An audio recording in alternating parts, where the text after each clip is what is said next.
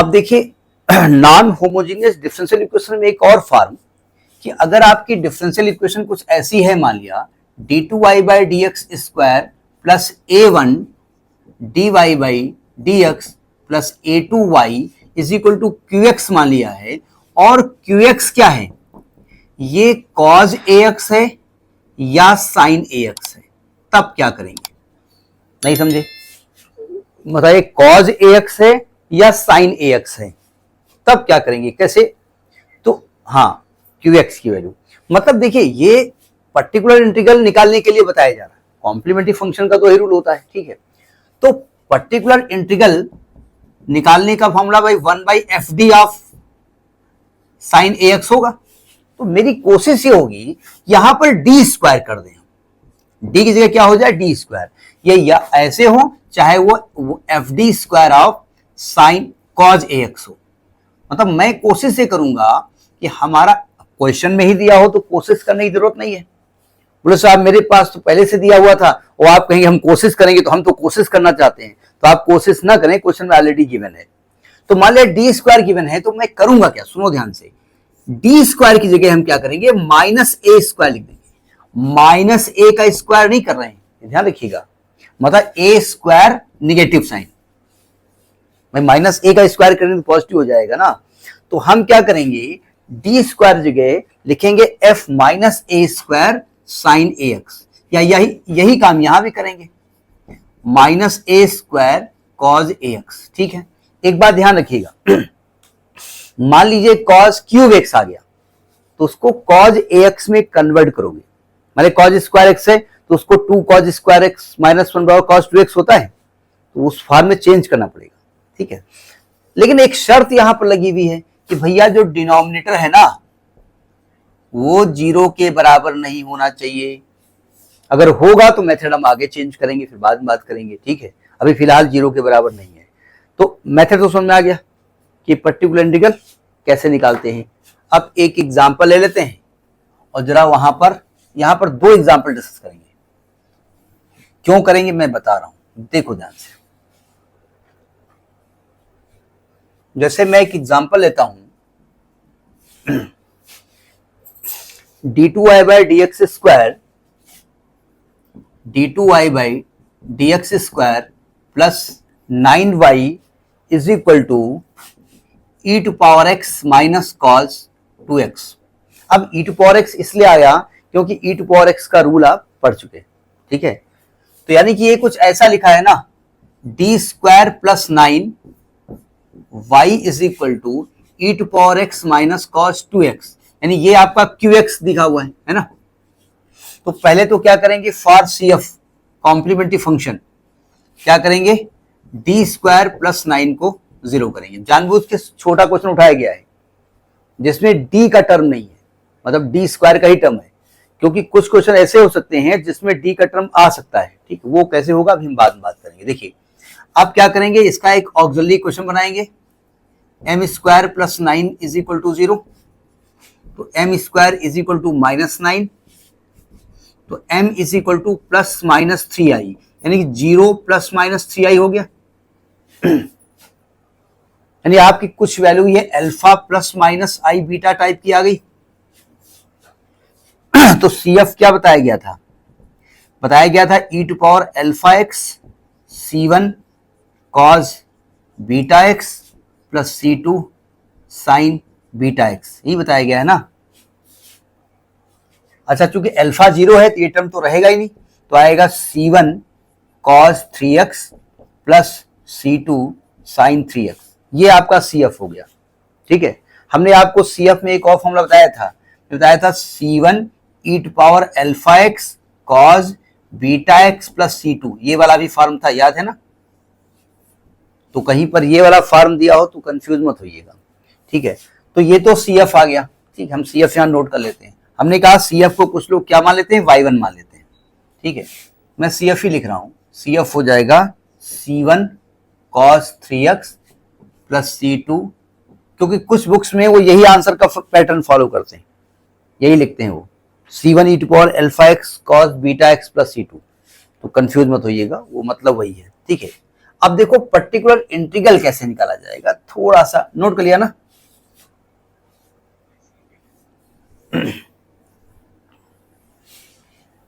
Particular integral देखिए,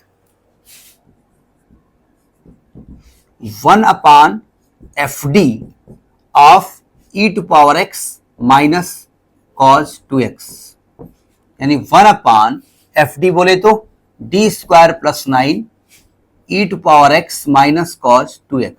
तो पहले तो इसको अलग अलग करिए, e टू पावर x अलग करें, क्या जाएगा cos 2x अलग हो जाएगा, तो आएगा 1/d square plus 9 e to power x अलग होगा minus 1/d square plus 9 cos 2x अलग होगा। ये रूल बताया गया आपको। 1/fd आप e टू पावर ax का तरीका क्या बताया गया कि आप d की जगह a रख दीजिएगा, तो a यहां पर क्या है, a यहां पर क्या है 1 है ना, तो यहां पर 1/1 प्लस 9 आएगा e to power x minus, यहां d स्क्वायर की जगह -4 लिखा जाएगा माइनस a स्क्वायर, यानी ये आएगा -4 प्लस 9, समझ में आई बात नहीं आई, cos 2x, यानी आ गया 1/10, कैलकुलेशन चेक कर लीजिएगा कहीं कहीं गलत हो जाता है, माइनस 1/5 cos 2x। तो ये आपका हो गया पर्टिकुलर इंटीग्रल। ठीक है, अब आप इसको कंप्लीट सोल्यूशन निकाल दो इसका, मतलब एक बार कैलकुलेशन जरूर चेक कर लिया करिए, कभी कभी जल्दबाजी में हो जाता है। तो जो कंप्लीट सोल्यूशन लिखो या general solution, y is equal to C F plus particular integral, नहीं वो भी लिखा जा सकता है, मतलब पर्टिकुलर इंटीग्रल नहीं लिखा जाएगा, ये जनरल सोल्यूशन लिखा जाएगा। तो आएगा पर्टिकुलर सोल्यूशन नहीं आएगा, c1 cos 3x plus c2 sin 3x plus 1/10 e to power x minus 1/5 cos 2x। तो ये आपका डिफरेंशियल इक्वेशन का सोल्यूशन हो गया। समझ में बात आई कि नहीं आई? अब देखो इस क्वेश्चन को हमने खास तरीके से डिजाइन किया था, इसमें डी स्क्वायर का ही टर्म था, लेकिन ये भी तो हो सकता है कि डी का टर्म भी हो, तब क्या करेंगे आप भाई, अगर आप डी स्क्वायर की जगह जरा देखिए जरा माइनस ए स्क्वायर कर रहे हो तो डी को रूट माइनस ए स्क्वायर थोड़ी कर सकते हो, अदरवाइज ये ए आई हो जाएगा, आयोटा आ जाएगा, तो इसमें ऐसा हम नहीं कर सकते। ठीक, तब क्या करेंगे, तो जरा एक एग्जांपल इसका देख लेते हैं और हम केवल पर्टिकुलर इंटीग्रल निकालेंगे इसका। ठीक है, निकाल दोनों देंगे, सीएफ भी निकाल देंगे। जैसे इसका एक और एग्जांपल लेते हैं, जानबूझ के ले रहे हैं, अगर डी स्क्वायर जगह डी का टर्म भी हो क्या हो तब क्या करेंगे। एक एग्जांपल देखिए, क्वेश्चन है आपका d2y by D X square,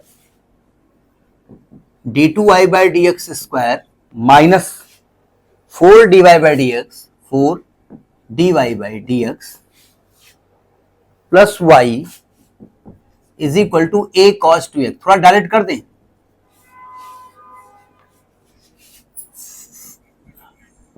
नहीं थोड़ा सा देख लीजिएगा, m square minus 4m plus 1 को जीरो करेंगे तो m की वैल्यू आएगी आपकी minus B plus minus under root 16 minus 4 into A into C upon 2a, तो आएगा 4 प्लस माइनस ये 12 आएगा, 12 2 रूट 3 बाई 2 आएगा, तो आपका 2 प्लस माइनस रूट 3 आएगा। ध्यान रखिएगा रूट 3 आया हुआ है, मतलब यहां पर आपका रूट 3 आई नहीं है, it is not complex number, यानी वन रूट इज आपका है 1 2 plus root 3 and other root is 2 minus root 3, यानी एक ये m1 की वैल्यू आई है, एक ये m2 की वैल्यू आई है। तो जब हम CF निकालेंगे तो क्या फॉर्मूला बताया था हमने, CF is equal to C1 e to power 2 plus root 3x plus C2 e to power 2 minus root 3x। एक काम कर सकते हो, e to power 2x common ले सकते हो यहां से, मतलब ये आपका e to power 2x common हो जाएगा, तो आएगा C1 e to power root 3x plus C2 e to power minus root 3x। ये बात तो समझ आ गई CF। अब CF में PI प्लस कर देंगे तो आपका कंप्लीट सोल्यूशन निकल आएगा। जरा PI निकलने का फॉर्मूला देखिएगा, सावधान, हम कंप्लीट सोल्यूशन निकालेंगे नहीं, केवल PI निकालना सिखा रहे हैं आपको, सावधान देखो ध्यान से। पर्टिकुलर इंटीग्रल जब निकालेंगे तो 1/fd of a cos 2x लिखेंगे, यानी कि 1/a इसको आप D square minus 4d plus 1 लिखेंगे ना। देखो ए से कोई मतलब तो है नहीं, ए का कोई रोल यहां पर नहीं है। डी स्क्वायर को क्या लिखेंगे यहां पर, डी स्क्वायर को लिखेंगे माइनस का 4, क्यों? और डी को कुछ नहीं छेड़ सकते, डी बेचारा चुपचाप रखा रहेगा क्योंकि उसका कोई नंबर ही नहीं आने वाला है ना। तो ये माइनस का 4 माइनस का 4d प्लस का 1 इंटू ए कॉस 2x आएगा, नहीं आएगा? क्यों भैया, डी स्क्वायर या क्या रखा जाता है, माइनस ए स्क्वायर रखा जाता है ना। कहां हो भाई, माइनस ए होल स्क्वायर नहीं लिखा जाता है, ए स्क्वायर के पहले माइनस लगाना होता है, ठीक है। अब देखो 1 अपान ये आएगा माइनस का 4d माइनस का 3 इंटू ए कॉस 2x। जरा समझने की कोशिश करो, थोड़ा सा टेक्निकल चीज यहां पर आती है। माइनस कॉमन ले लो आप, अगले स्टेप माइनस कॉमन लेके यहां माइनस कर देते हैं, कोई दिक्कत? अब देखो ध्यान से, इसको सॉल्व कैसे कर सकते हैं आप? इसको सॉल्व जब कर सकते हैं जब नीचे डी स्क्वायर आ जाए।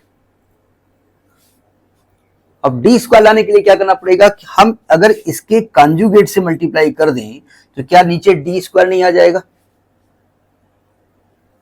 क्योंकि मेरा रूल कहता है कि भैया डी स्क्वायर लेके आओ। तो मैंने क्या किया, माइनस बाहर लिखा हुआ है, हमने 4d माइनस 3 से ऊपर मल्टीप्लाई कर दिया और 4d प्लस 3 में 4d माइनस 3 से नीचे मल्टीप्लाई कर दिया। क्यों किया भाई? अपना पर्पस सॉल्व करने के लिए, हमको डी स्क्वायर लाना है इसलिए। क्या ऊपर अब कर दें? इस क्वेश्चन को जानबूझ के लेना जरूरी था। देखो माइनस 4d माइनस 3 अपान नीचे आएगा 16d स्क्वायर माइनस 9 इंटू ए कॉस 2x। अभी डिनोमिनेटर में क्या लिखा जाएगा? डिनोमिनेटर में डी स्क्वायर को माइनस 4 लिखेंगे ना, तो यह आएगा माइनस 4d माइनस 3 इंटू ए कॉस 2x अपान डी स्क्वायर को माइनस 4 लिखे तो माइनस 64 आ जाएगा, 16 चौको 64 और माइनस 9 आ जाएगा। 64 9 कितना होता है, 9 4 73 आता है, यानी 1 upon 73 into 4d minus 3 into ए कॉस 2x। सही कहा मैंने? अभी जो d हटा रही ना, अभी d लिखा हुआ है तो अभी ब्रैकेट खोलना पड़ेगा आपको। तो आ गया 1 अपान 73, जो ब्रैकेट खोलेंगे तो 4d into of A cos 2x और माइनस 3a कॉस 2x। सही कहा मैंने? ये d का मतलब क्या होता है? डिफरेंशिएशन। भाई d का मतलब डिफरेंशिएशन, 1 अपान d का मतलब इंटीग्रेशन। मतलब you are going to differentiate cos 2x, cos 2x को डिफरेंशिएट करना पड़ेगा। तो 1 अपान 73, इस a से कोई मतलब नहीं है, 4a cos 2x का डिफरेंशिएशन क्या होगा?